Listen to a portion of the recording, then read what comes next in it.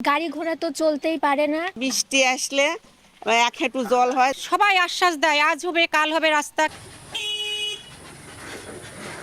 যাত্রী নিয়ে হেলে দুলে চলছে যানবাহন। খানাখন্দের এসব সড়ক থেকে ইট আর খোয়া সরে গেছে অন্তত 10 বছর আগে। তাই সামান্য বৃষ্টিতেই পানিতে টয়টুম্বুর থাকে এসব সড়ক। এসব সড়কে বছর ধরেই দুর্ভোগ থাকলেও বর্ষায় তা বেড়ে যায় কয়েক গুণ।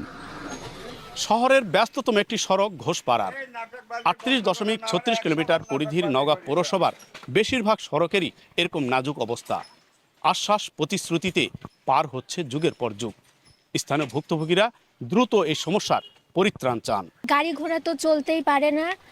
আর আমরা যখন কলেজে যাই তখন আমাদের জামা কাপড়ে কাদা লেগে যায়। বৃষ্টি আসলে এক হাঁটু জল হয়, যাওয়া যায় না। সবাই আশ্বাস দেয় আজ হবে কাল হবে রাস্তা, কিন্তু কোনো সংস্কারই হয় না।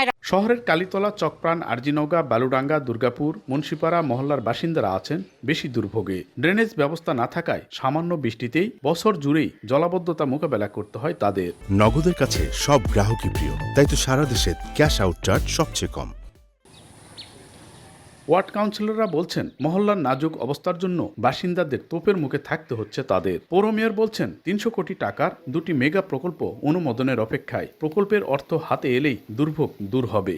এই দুটা প্রকল্পের মাধ্যমে ড্রেন এবং রাস্তা সমুদায় আমি কমপ্লিট করতে পারবো, এবং পাশাপাশি যে কেন্দ্রীয় বাস টার্মিনাল এটাও আমি করতে পারবো। প্রায় 3.5 লাখ বাসিন্দার এই শহরকে 2000 সালে প্রথম শ্রেণীর পৌরসভা ঘোষণা করা হয়। এমআর রকি, সময় সংবাদ, নওগাঁ।